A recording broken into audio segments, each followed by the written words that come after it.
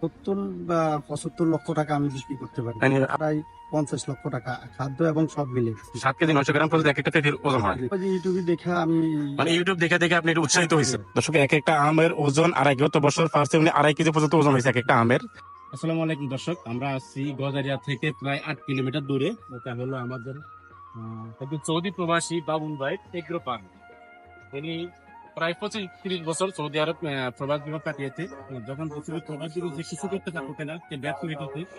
তো এখানে আসি যে একটা পান দেখেন, তিনি তার প্রায় কমবে 7টা পুষ্করি আছে, যাবতীয় যত ধরনের ফল গাছ আছে সব কিন্তু সে এখানে লাগিয়েছে।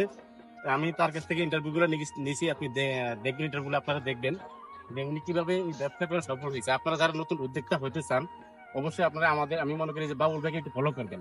কিন্তু আপনি প্রথমে কোথায় ছিলেন এবং কবে থেকে ব্যবসাটা শুরু করেছেন আপনি? আমি আরো 4-5 বছর আগে সৌদি আরব থেকে ছুটিতে আসছি। আসা মূলত আমি পাসপোর্টের ডেট শেষ হয়ে গেছে, 14 দিন ছুটি আছিল। 14 দিন ছুটি পাসপোর্ট করতে দিয়েছি 1 সপ্তাহ, সেখানে 22 দিন পর পাসপোর্ট পেয়েছি, যার ফলে আমি বিদেশ যাইতে পারিনি। এতে ওই বিদেশ থাকাকালীন আমি জমিটা কিনা এখানে পুষ্কুনি করে এখানে পাড়ে আম গাছ লাগাইছি, মাছ ছাড়ছি, 7টা পুষ্কুনি করছি। এই মোটামুটি নিয়ে আমার বালমা জাতের আম মোটামুটি আমি আমের চাষ করি, দার্জিলিং কমলা, তারপরে মালটার চাষ, তারপরে পেঁপে গাছ, পটলের চাষ করছি নতুন করে এবছর, গদা কমলা, চায়না কমলা, এগুলি নিয়ে আমি লিচু গাছ করছি। মূলত আপনার নামটা জিজ্ঞাসা করা হয়নি, আপনার নামটা একটু বলুন। এখন কোথায়, কোন দেশে ছিলেন? আমার নাম হচ্ছে আক্তার উদ্দিন বাবুল। আমার খামারের নাম হলো বাবুল এগ্রো ফার্ম। আর আমি ছিলাম সৌদি আরবের জেদ্দাতে, 22 বছর জেদ্দা কাটাইছি। মূলত কাজ করি, 5 ফিটারে কাজ করতাম ওখানে। 2 নম্বরে আমার সেই বাগান বাড়িটা ওখানে থেকে আমি করছি।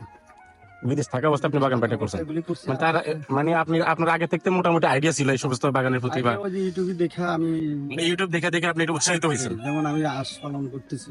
আমি হাঁসারি আলারা আমার থেকে ডিম দেয়, হাঁসের ডিম 140টা, আমাদের 170টা হাঁস আছে, 130-35টা। আচ্ছা, আমরা সবকিছু দেখবো। এখন আপনি কত জাতের মাছ এখানে আপনি চাষ করেন? আমি 6 জাতের মাছ চাষ করি। 6 জাত। জি। একটা হচ্ছে কালীবাউস, পাঙ্গাস, রুই কাতাল, মির্গে আর চিতল মাছ। শীতল মাছ। জি। আচ্ছা, আপনার বাৎসরিক এখানে টোটালি এই মাছ চাষ করতে আপনার খরচ কেমন হয়?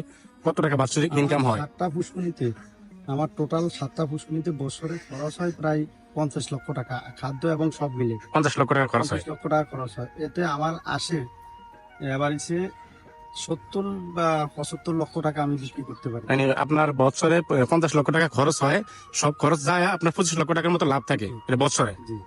আচ্ছা আচ্ছা, এই মাছ এই পুষ্করির পাশাপাশি আপনি আরো কি কি এখানে খামারের কি কি যোগ করছেন? আমি যেমন আম গাছ লাগাইছি, বা রুপালি, তারপরে ওই আরেকটা কি একটা লাল জাতের আম, এই যে এখানে আরেকটা আম আছে অনেক বড় মানের। এই আচ্ছা, আমরা একটু আমটা দেখাই। এই এক একটা আম ওজন কতটুকু হয়? 2.5 কেজি পর্যন্ত ওজন হয়। দর্শক, এক একটা আমের ওজন আড়াই, গত বছর ফার্স্টে উনি 2.5 কেজি পর্যন্ত ওজন হয়েছে এক একটা আমের। ওই দেখেন, ওই যে কত বড়। ওই যে এগুলো কিন্তু এখনো বড় হয়নি, এখন ভিতরে ক্যাশ হয়নি। এখন সম্ভবত 1 কেজির মতো হবে না? বেশি আছে, এখন 1 কেজির বেশি আছে। এখন 1 কেজির বেশি আছে। এগুলো 1.5 কেজির উপর আছে এক একটা আম, দেখেন। আর এগুলো যখন পাইকা যায় তখন স্বাদটা হলো অন্যরকম, এবং ওজন হয় 2.5 থেকে 3 কেজি। আমরা আরেকটু দেখি আর কি কি আছে এখানে। লাল আম আছে।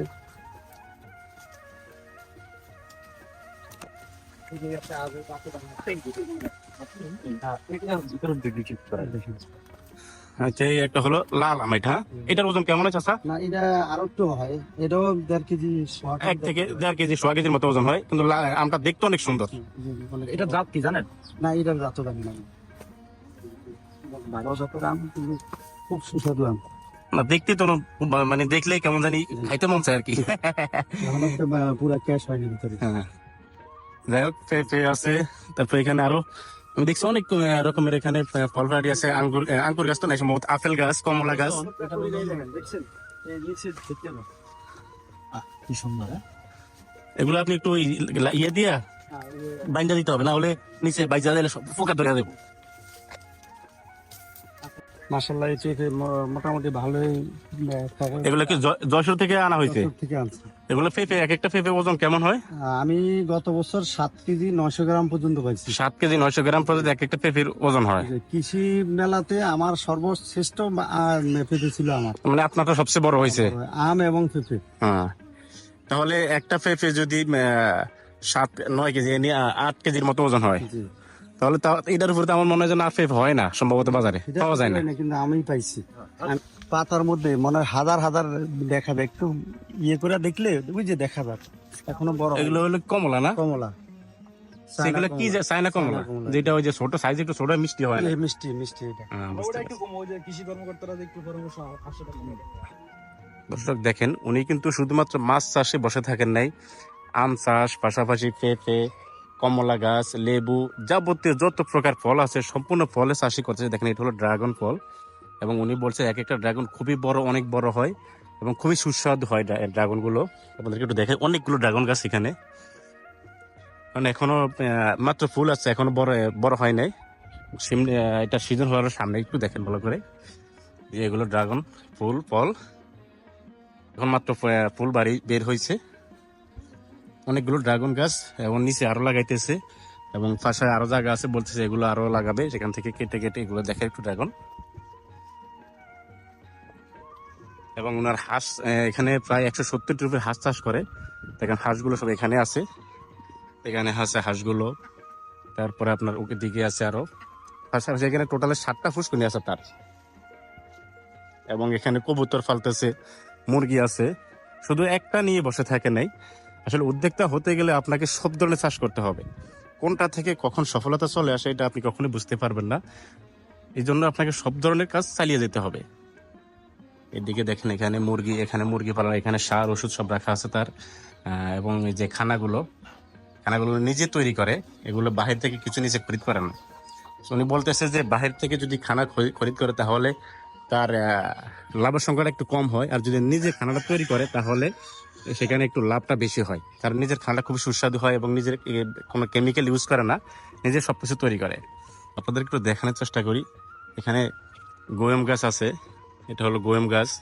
তারপরে লিচু গাছ, এটা হলো কমলা গাছ, নারিকেল গাছ, তাল গাছ, যাবতীয় যত ধরনের ফল গাছ আছে সব ধরনের ফল গাছ এখানে পাবেন।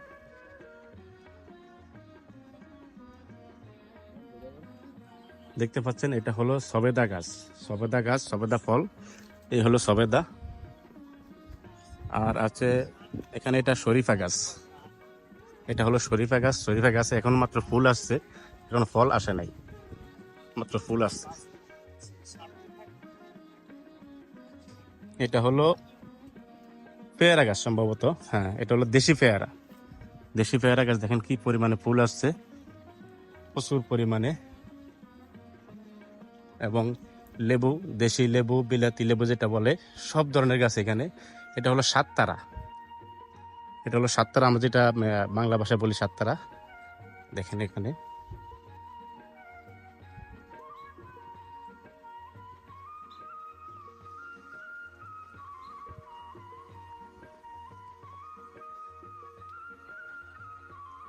দর্শক, আসলে বাবুল ভাইয়ের এগ্রো ফার্মে এসে মানে যে সমস্ত ফল গাছগুলো দেখলাম, দেখে মনটা আসলে ভরে গেল। দেখেন এখানে যত প্রকার ফল গাছ আছে, সব ধরনের ফল গাছ এখানে আছে। এটা হলো কমলা, এটা হলো চাইনা কমলা, যেটা সাইজে ছোট হয় কিন্তু মিষ্টিটা হয় অনেক। এখন তো সবাই চাইনা কমলাগুলো অ্যাভেলেবেল খান। দেখেন এখানে ছোট ছোট সাইজ, একটু আমি জুম করে দেখানোর চেষ্টা করতেছি। এখন সাইজ কিন্তু খুবই ছোট, দেখেন এখন সাইজ কিন্তু খুবই ছোট। এগুলো আস্তে আস্তে বড় হবে, পাকবে। তারপরে দেখেন সব এখানে পেঁপে গাছ, যত ফল ফ্রুটে যত গাছ আছে সব ধরনের গাছ এখানে উনি লাগাইছে ওনার এই ফার্মে।